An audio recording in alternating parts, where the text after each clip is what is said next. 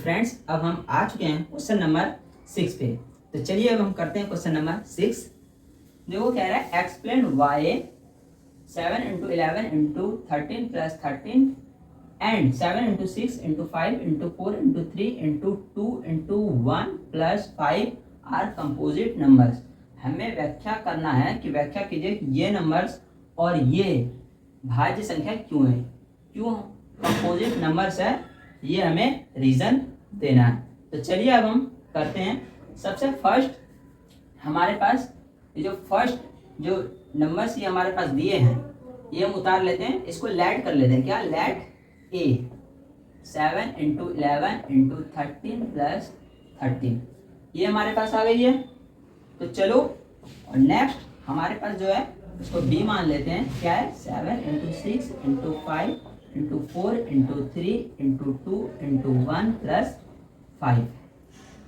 तो ये हमारे पास नंबर्स है। तो हमें ये प्रूफ करना है कि क्यों ये एक कंपोजिट नंबर्स है, क्यों ये भाज्य संख्याएं है। तो चलिए देखो अब ध्यान से कि हमारे पास क्या गाइस 7 इंटू 11 इंटू 13 प्लस 13। बताओ इसमें कॉमन क्या आ रही है, इसमें क्या कॉमन आ रही है, क्या वेनिश आ रही है। तो देख सकते हो 13 कॉमन है, तो 13 हमने क्या लिया कॉमन लिया। क्या बचा बाकी 7 इंटू 11 इंटू 13 कॉमन ले लिया तो 1 बचा इंटू प्लस क्या बचा गाइस 1। तो आप देख सकते हैं अब 13 का 13 एज इट इज, 7 की 11 से मल्टीप्लाई करो, 7 को 11 से करेंगे 77 आ जाएगा। 11 7 जा 77, 77 की 1 से करेंगे तो 77 ही रहना, प्लस 1 करेंगे 77 में तो 78। अब ये हमारे पास क्या है नंबर्स गाइस, ये हमारा फ्रेंड 78 है। चलो इसका तो हम क्या कर लेते हैं फैक्टर। देखो 78 का जब हम फैक्टर करेंगे 2 3 या 6, 2 9 जा 18, 3 1 जा 3, 3 3 9, 13 1 जा 13। तो हम लिख सकते हैं 13 ब्रैकेट 2 इंटू 3 इंटू 30। यानी कि इसको अब मैं लिख सकता हूँ कैसे, ऑर्डर वाइज लिख लेते हैं, ascending order wise 2 into 3 into 13 ये हमारे ब्रैकेट वाले गाइस, और ये भी क्या है मल्टीप्लाई में ही तो है, तो इंटू 13। तो ये आप देख सकते हैं यहाँ क्या है बताओ, ये जो हमारे पास a की वैल्यू थी इसमें बताओ फैक्टर कितना है, इसमें गुणनखंड कितने हैं। क्या इसमें एक ही नंबर है, यानी एक ही का गुणनखंड है, क्या एक ही फैक्टर है क्या, नहीं, एक से ज्यादा का फैक्टर है, एक से ज्यादा डिजिट का, एक से ज्यादा संख्याओं का क्या है गुणनखंड है, एक से ज्यादा संख्याओं का फैक्टर है। तो यही रीजन है कि ये क्या है भाज्य संख्या है, यानी कि कंपोजिट नंबर है। नेक्स्ट देखो अब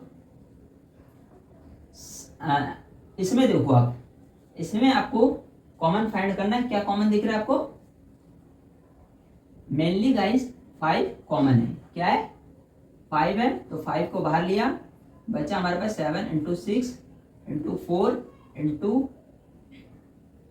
जब 1 आपने बाहर इधर निकाल लिए 6 के बाद तो यहाँ 1 लिखेंगे, इंटू बचा हमारे पास 4 इंटू 3 इंटू 2 इंटू 1 प्लस, जब हमने 5 कॉमन निकाल लिया तो 1 यहाँ आएगा, तो 5 इंटू, अब जब इन सब की आप मल्टीप्लाई करेंगे तो क्या आएगा गाइस 1008। क्या आएगा गाइस आप करके देख सकते हैं 1008 आएगा, प्लस 1 तो कितना हो गया 1009।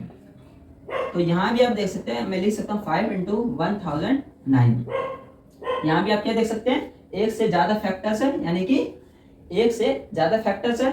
तो कंपोजिट नंबर याद करो कॉन्सेप्ट क्लास, कंपोजिट नंबर का क्या रूल था, कंपोजिट नंबर किसे कहते हैं, ऐसे नंबर जिसके क्या हो खुद के एंड 1 सिर्फ क्या हो खुद के टेबल में आ रहे हो, 1 के टेबल में आ रहे हो, वो तो प्राइम नंबर होंगे, लेकिन उसके अलावा क्या गाइस, उसके अलावा जो दूसरे के टेबल में आ रहे हो और एक से ज्यादा फैक्टर्स हो वो क्या कहलाएंगे कंपोजिट नंबर, यानी कि भाज्य संख्या है। तो आप देख सकते हैं दोनों में क्या है एक से ज्यादा फैक्टर है। क्या गाइस एक से ज्यादा फैक्टर्स है, इनमें देख सकते हो आप 2 इंटू 3 इंटू 13 इंटू 13, ये भी आप देख सकते हो क्या एक से ज्यादा फैक्टर्स। तो यही रीजन है कि ये सारे क्या है, तो यही रीजन है कि ये क्या गाइस कंपोजिट नंबर। तो हम लिखेंगे A and A and B have factors other than 1। क्या गाइस, एक से ज्यादा फैक्टर्स है, hence these are composite numbers। guys, hence these are composite numbers।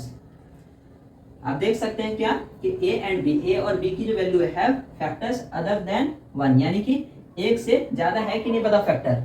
आपको पता है कि एक से ज्यादा फैक्टर्स है, इसलिए ये क्या होगा, कंपोजिट नंबर होगा। तो आप लिखेंगे हिंदी में कि ए और बी क्या है, ए और बी का गुणनखंड एक से ज्यादा है। क्या, एक से ज्यादा है, अतः ये क्या है, यह एक भाज्य, अतः यह भाज्य संख्या है। क्या भाई, यह भाज्य संख्या है।